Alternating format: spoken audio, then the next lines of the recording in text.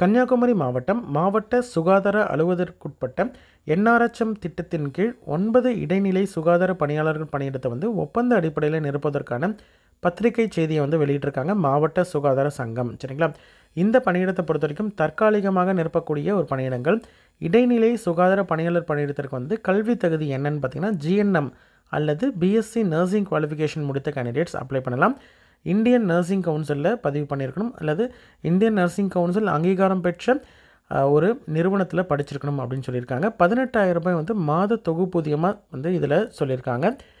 இதற்கான வயது வரம்பு, இன சுழற்சி என்னென்ன அப்படின்றத எல்லா டீட்டெயில்ஸும் kanyakumari.nic.in அப்படின்ற அஃபிஷியல் வெப்சைட்டில் கொடுத்துருக்காங்க.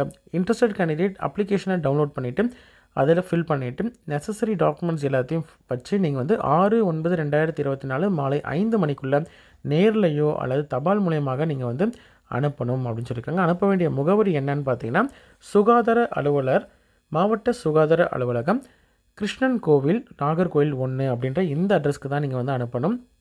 இதற்கான அப்ளிகேஷனை வந்து வித் நெசசரி டாக்குமெண்ட்ஸோட கரெக்டாக அனுப்பக்கூடிய கேண்டிடேட்ஸ்க்கு ஷார்ட் லிஸ்டட் கேண்டிடேட்க்கு வந்து இன்டர்வியூ ஆர் நெக்ஸ்ட் ஸ்டேஜ் என்ன அப்படின்ற டீட்டெயில்ஸ் வந்து அவங்களுக்கு தெரியப்படுத்தப்படும்.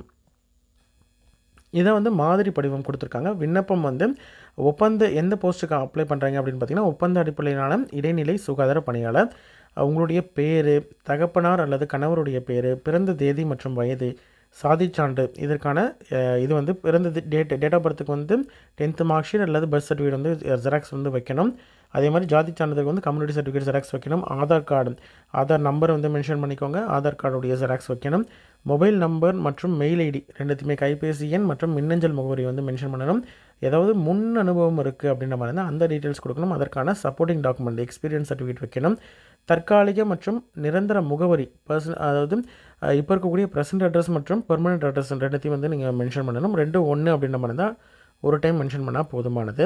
அதே மாதிரி GNM முடிச்சிருக்கீங்களா, BSc நர்சிங் முடிச்சிருக்கீங்களா அப்படின்றத சொல்லணும். அதற்கான சர்டிஃபிகேட், டிகிரியா, அதாவது டிப்ளமோவாக இருந்தால் டிப்ளமோ, டிகிரினா டிகிரியுடைய மார்க் ஷீட்டு, சர்டிஃபிகேட் வந்து நீங்கள் வைக்கணும். சரிங்களா? கன்சாலிடேட் மார்க் ஷீட் இருக்கா அப்படின்றது கேட்டிருக்காங்க. இண்டிவிஜுவல் மார்க் ஷீட் இருந்தாலும் வைக்கலாம், கன்சாலிடேட் மார்க் ஷீட் இருந்தாலும் வைக்கலாம். சரிங்களா? எந்த வில்லேஜில் நீங்கள் வந்து இருப்பிடச் சான்றிதழ் வச்சுருக்கீங்களோ அந்த ரெசிடென்சி சர்டிஃபிகேட், நேட்டிவிட்டி சர்டிஃபிகேட் வந்து நீங்கள் வைக்கணும்.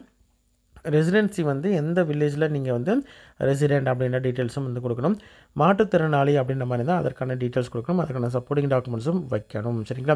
நீங்கள் வந்து இதில் சைன் பண்ணிக்கணும். இடம் மற்றும் தேதியும் மென்ஷன் பண்ணிக்கோங்க. ஃபோட்டோ வந்து கண்டிப்பாக வந்து ஒட்டிட்டு நீங்கள் வந்து அனுப்பணும். எந்தெந்த இடத்துல வேக்கன்சி இருக்குது அப்படின்னு பார்த்தீங்கன்னா உங்களுக்கு காமராஜ் நகரில் இருக்கக்கூடிய மக்கள் நல்வாழ்வு மையத்தில் ஒரு வேக்கன்சி இருக்குது. அதே மாதிரி குட்டக்குழி அப்படின்ற வட்டார ஆரம்ப சுகாதார நிலையத்தில் வந்து பிலாவிலை, மாத்தூர், இட்டக்கவேலி, பூந்தோப்பு, மணக்குடி, குமாரபுரம், விசுவாசபுரம், குன்னுவிலை அப்படின்ற இந்த 9 இடத்துல வந்து காலி பணியிடங்கள் வந்து இருக்குது. இது ஃபுல்லும் வந்து 11 மாதம் ஒப்பந்த அடிப்படையில் நிரப்புறதுக்கான வேக்கன்சி தான் வந்து இதில் போட்டிருக்காங்க. இதற்கான குவாலிஃபிகேஷன் ஆல்ரெடி பார்த்தோம். 18,000 ரூபாய் வந்து தொகுப்பூதியம் அப்படின்றதையும் சொல்லியிருக்காங்க. வயது வரம்பு பொறுத்த வரைக்கும் ஓசி கேண்டிடேட் அப்படின்ற மாதிரி தான் 32. இதர வகுப்பினர் வந்து 1/7/2024 அன்றைக்கி 60 வயதுக்குள்ளே இருக்கக்கூடிய கேண்டிடேட்டாக இருக்கணும் அப்படின்னு சொல்லியிருக்காங்க.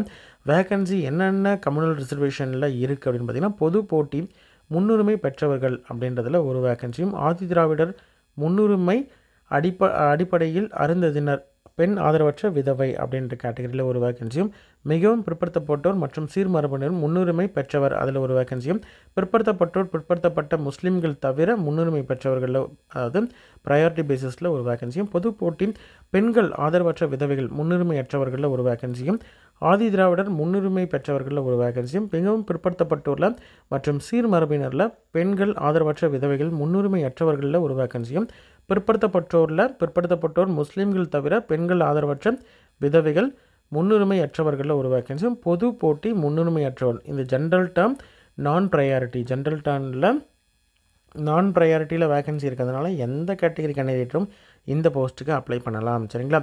அதனால் இன்ட்ரெஸ்டட் கேண்டிடேட் அப்ளை பண்ணுங்கள். உங்களோட ஃப்ரெண்ட் சர்க்கிளில் யாராவது GNMோ BSc நர்சிங்கோ முடிச்சிருக்கிறாங்க அப்படின்ற மாதிரி இருந்தால் அவங்களுக்கு இந்த வீடியோவை ஷேர் பண்ணுங்கள். கண்டிப்பாக அவங்களுக்கு யூஸ்ஃபுல்லாக இருக்கும். சரிங்களா? நன்றி.